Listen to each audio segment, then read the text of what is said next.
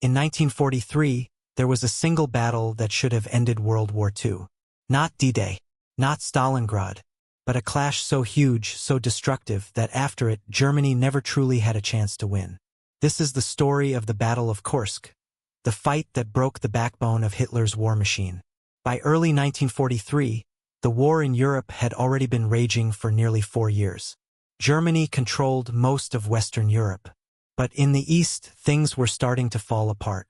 Just months earlier, the German Sixth Army had been destroyed at Stalingrad. Hundreds of thousands of soldiers lost. For the first time, people inside Germany began to wonder, can we actually lose this war? Hitler needed a victory.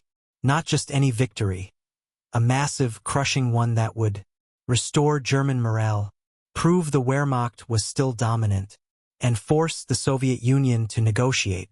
His target, a huge bulge in the Soviet front line centered around the city of Kursk in western Russia.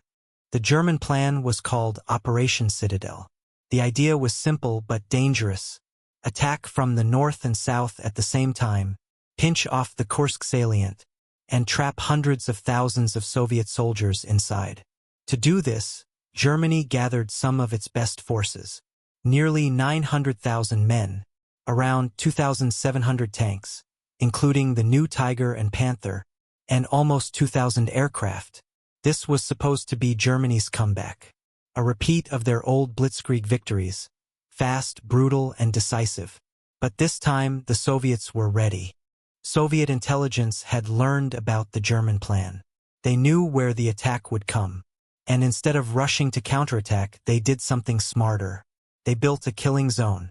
Across the Kursk salient, the Red Army dug thousands of miles of trenches, endless minefields, sometimes 5 or 6 layers deep, anti-tank guns, artillery positions, and hidden strongpoints.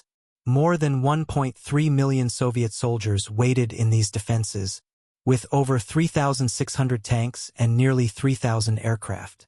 The Germans wanted a fast breakthrough.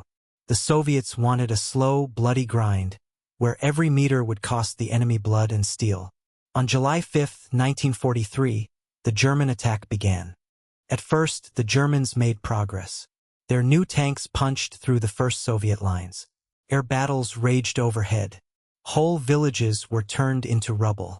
But every time the Germans advanced, they hit another layer of defenses. Mines tore through tank columns. Anti-tank guns ambushed them from hidden positions. Soviet artillery hammered them day and night. The most famous clash came on July 12, near the village of Prokhorovka. Hundreds of tanks on both sides crashed into each other, one of the largest tank engagements in human history. Steel burned on the open steppe. Tanks exploded at close range. The ground itself seemed to shake. By the end of the day, the German spearhead was exhausted. Their best units had taken heavy losses. The breakthrough they needed never came. By late August, the Battle of Kursk was over. The Germans had failed to cut off the salient. Worse, the Soviets launched massive counteroffensives, pushing the Germans back toward Oryol, Kharkov, and beyond. The numbers were horrifying. Up to 850,000 Soviet casualties, including around 250,000 dead, roughly 500,000 German and Axis casualties, and around 1,500 German tanks destroyed or damaged, along with thousands of aircraft and guns. But beyond the casualties, Kursk changed something deeper.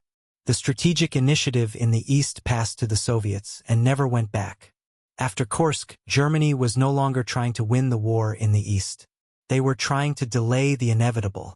So why do we say Kursk should have ended World War II in 1943? Because after this battle, Germany's offensive power in the east was broken. The Red Army proved it could plan, defend, and counterattack at a scale the Germans couldn't match. And from this point on, it was only a matter of time before Soviet forces reached Berlin. If the Western Allies had been able to open a true second front in Western Europe soon after, or if political decisions had been different, the war might have ended much earlier than 1945. But even without that, Kursk was the moment when Hitler's dream of conquering Russia truly died. The battle that should have ended the war, even if the fighting would drag on for almost 2 more years.